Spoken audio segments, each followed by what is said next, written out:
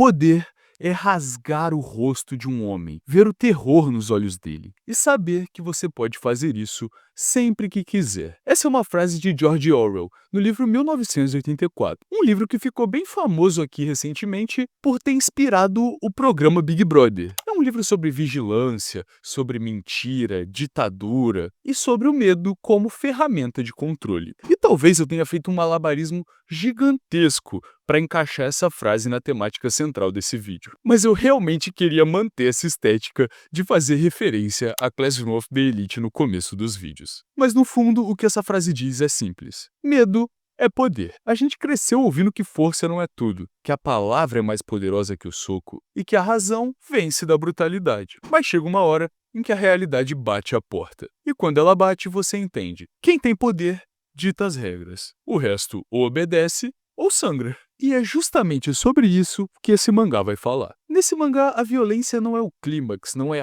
um evento que acontece. A violência é o sistema operacional do mundo. E o nosso protagonista vai ser um garoto comum que vai aprender da pior forma que a única forma de não ceder à violência alheia é ser mais forte e mais violento. Hoje eu vou falar de Boryoku Banzai, um mangá sobre violência. Ele começa com uma premissa simples de que, para ser alguém nesse mundo, você precisa entender que a violência é a única verdade absoluta. Aqui a gente não vai ter lutas épicas entre vilões e heróis, o garoto que sofre bullying derrotando o bully. A gente vai ter uma violência crua, uma violência filosófica. Ela não é glamourizada ou romantizada. Ela só é tratada como uma força primitiva que rege o mundo e que você precisa aceitá-la. Nosso protagonista, Akita, vai começar a jornada como um jovem normal, um jovem muito inteligente que só tá querendo viver em paz e passar numa boa faculdade, até que percebe que a violência ao redor dele não é algo que ele consegue evitar ou rejeitar.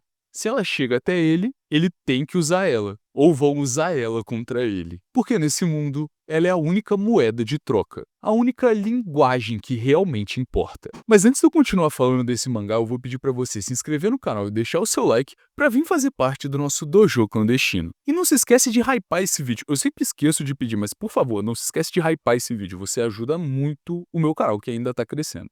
Se você curte o conteúdo do canal e quer ver ainda mais, considere se tornar membro do canal. Sendo membro, você ganha vídeos extras toda semana e participa de lives exclusivas, além de ter acesso a um chat especial para nossa comunidade de membros e a possibilidade de escolher a temática dos próximos vídeos do canal. Sem contar que você pode usar esses belíssimos emojis de panda que meu parceiro Marcel fez pra gente, que com certeza vão te destacar dentro dos comentários aqui do canal. E o mais importante, você me ajuda a continuar trazendo esse tipo de conteúdo para você. Se você não quiser se tornar membro ou não puder, tudo bem, só deixa o seu like e se inscreve no canal que você continua me ajudando a trazer mais vídeos para vocês. Como eu disse, nosso protagonista aqui é o Akita, que já se apresenta no mangá igual Kira. Ele é o mais inteligente da turma, o que, em um mundo que parece valorizar mais o cérebro do que os músculos, coloca ele numa posição confortável. Ele tem uma sensação de superioridade por ser mais inteligente que os outros. E aí, como ele tira as melhores notas da turma, uma garota se aproxima dele e pede para ele ajudar ela a estudar. Mas o namorado dela não gosta disso. E quando ele chega para confrontar o Akita, ele tenta usar seu tom arrogante e superior para desqualificar o cara. Você tá recorrendo à violência como um macaco. E ele realmente acredita que vai conseguir dominar a situação usando palavras e o seu intelecto superior. Ele realmente acha que ele tá no controle da situação. Até que uma página depois, ele é confrontado com a realidade. O primeiro golpe vem. Cara, o namorado da garota bate nele com uma facilidade absurda aqui. Então ele acerta um golpe e manda o Akita ficar de joelhos. E assim, a fachada de superioridade intelectual do Akita desmorona. Como ele é um cara inteligente, ele se ajoelha. Ele sabe que naquele momento o cara é superior a ele. E mais do que isso, ele reconhece que a única forma de sobreviver é se curvar. O Akita até age com superioridade enquanto tá fazendo isso, mas ele também tá com medo, sabe? Dá pra reconhecer que aquilo ali, o que ele tá fazendo de forma racional, ele também tá fazendo por medo. A superioridade da inteligência dele se curva perante a violência. Ele ainda é muito mais esperto que aquele cara, ele provavelmente vai ter um futuro muito melhor do que aquele cara. Porém, naquele momento, a violência daquele cara tava sob controle. Era uma força que ele não tinha como vencer. Então, ele é subjugado. E aí surge ela, a Rikudo, que simplesmente chega lá, chamando o valentão pra porrada. Aqui a gente vê que ela meio que já sabe quem é ele, sabe que ele luta karatê e vai falando mal do karatê e usando umas provocaçõezinhas pra fazer ele atacar ela. Ela consegue provocar a briga e de começo, na verdade, ele só quer assustar ela, porque ele sabe que o mais forte, o mais violento, controla os outros, mesmo que só pelo medo. Mas pro azar dele, ele não era o mais forte ali. A Rikudo senta o sarrafo nele. E é interessante porque nessa hora o Akita fica encantado. Encantado pela beleza dela e encantado pela violência dela. Ele olha pra ela e pede pra ela ensinar ele a lutar. Como a gente vê na maioria desses mangás onde o nerd fraquinho tá sofrendo bullying, alguém defende ele, ele fala, por favor, me ensine a lutar. E a Rikudo se aproxima dele, segura ele em seus braços de uma forma quase erótica. E aí usa o abraço como glitch pra dar uma joelhada sinistra nele. Ela ataca o Akita. E assim como ele, a gente fica sem entender o porquê. E aqui o mangá vai explicar pra gente a ideia central dele. A Rikudo aqui vai fazer um discurso sobre como ela é a mais forte ali. Então, portanto, ela pode fazer o que ela quiser, porque só a força importa. E naquele momento, o Akita entende isso também. Em um beco, 1x1, a vida do mais fraco tá nas mãos do mais forte. Tudo que ele podia fazer ali era abaixar e pedir por misericórdia. E nesse momento, a Rikudo concede a misericórdia e se vira pra ir embora. E aí, consumido por algum sentimento inexplicável, ele vê ela distraída e tenta acertar um soco nela. E aí, porque ela é muito pica, ela simplesmente apaga ele. E depois disso, à noite, ele tem um sonho erótico com ela, porque o criador desse mangá também é o autor de Kakegurui, e esse cara só escreve de caneta dura, tá ligado? E aí, no dia seguinte, ele descobre que essa garota se mudou pro colégio dele. E é muito interessante como ela se apresenta aqui. Ela fala o nome dela, a idade e que o hobby dela é a violência. Então ela cumprimenta o Akita, chega pra ele e fala: adorei a violência de ontem. Porque pra ela é isso, é um hobby, um passatempo.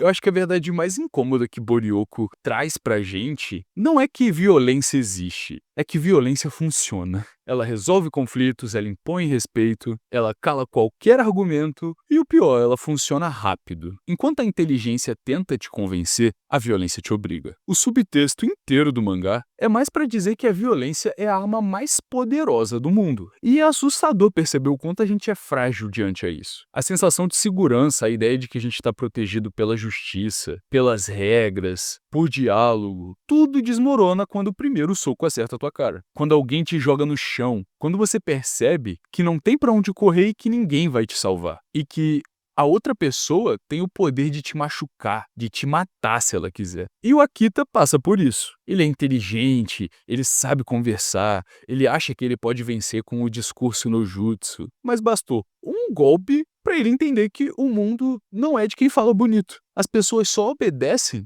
pelo medo.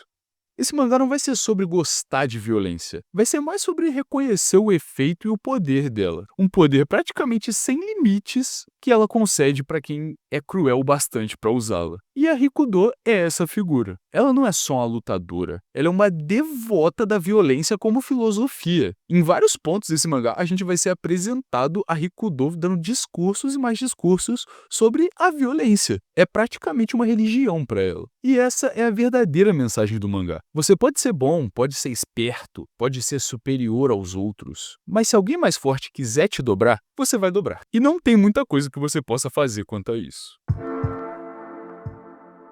Eu pessoalmente gostei bastante desse mangá, um inscrito tinha recomendado nos comentários do último vídeo, e eu peguei pra ler. Agora ele tá com 10 capítulos, então eu li bem rápido. Mas lógico que esse mangá também não é perfeito. O autor, o Kawamoto Homura, é um cara que desenha muito bem, escreve histórias interessantes, consegue colocar umas pautas interessantes, mas ele tem um problema fatal. O cara é um tarado, pô. Todo capítulo desse mangá vai ter um eti bizarro, cara. E eu vou ser muito sincero, isso me deixa desconfortável. Eti demais afasta o público ocidental, vira piada. Cara, eu não consigo ler esse mangá num ônibus, tá ligado? Eu acho negativo demais pra toda a indústria quando tem uns mangás com uma ideia interessante, com o eti demais desse jeito. E aqui o eti não é totalmente jogado, sabe? Ele faz sentido com as situações que estão acontecendo. Mas sério, qual a necessidade? Não precisava. A história se bastava, sabe? Eu sempre comento do eti porque, vamos lá, eu convivo com muita gente que não consome anime, tá ligado? E aí uma vez conversando com meu primo, ele até me perguntou, ele falou, cara, mas por que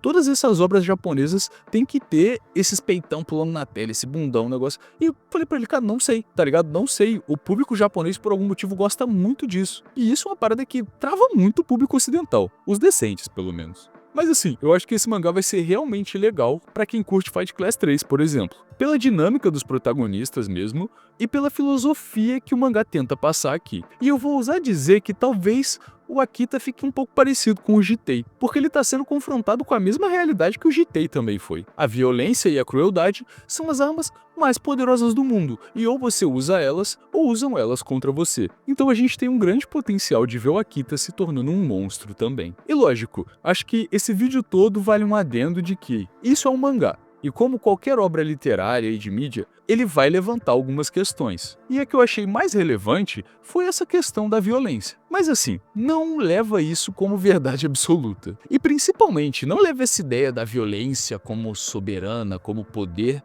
para sua vida real. Eu aqui consigo pensar em N situações desse mangá que seriam impossíveis de acontecer na vida real. E eu acho que eu não preciso te lembrar que você é uma pessoa de carne e osso. No começo do canal, quando eu falava muito dessas obras de porrada, no nosso finado Discord, de vez em quando vinha uma galerinha com um papo meio torto, sabe? De aprender a lutar pra se defender, pra ficar igual X personagem. Ah, porque nunca vou ser assaltado, nunca vão mexer comigo na rua, não sei o quê. E pô, galera, não vamos fugir da realidade, tá ligado? Pra começar, que o mangá se passa no Japão. No Brasil, não adianta você saber socar e chutar. Segundo, é uma obra de ficção, e por mais que levante algumas discussões legais sobre filosofia, isso não deve ser extrapolado, cara. Eu, pessoalmente, acho muito positivo fazer artes marciais. Ao longo da minha vida inteira, eu fiz várias e acabei me encontrando mais no kickboxing. Mas eu sempre levei isso como um esporte. E é como você deve levar artes marciais também. Não tenta usar sua força contra os outros, não fica forte com esse objetivo. Qualquer pessoa que de fato faz artes marciais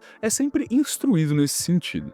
Bom, com isso conversado, o vídeo foi esse. Espero que vocês tenham gostado. Eu vou pedir encarecidamente para que vocês hypem esse vídeo, porque eu fiquei umas semaninhas sem postar, então eu vou ser bem prejudicado por essa falta de frequência. E se você gosta do meu conteúdo e quer ver ainda mais, considere se tornar membro do canal. Assim você me ajuda a continuar produzindo vídeos para vocês e ainda tem acesso a alguns benefícios. Agora, se você não puder ou não quiser, tudo bem. Só se inscreve no canal, deixa o seu like e vem fazer parte do nosso Dojo Clandestino, que eu vou estar aqui te esperando no próximo vídeo. Se inscreve aí, na moral.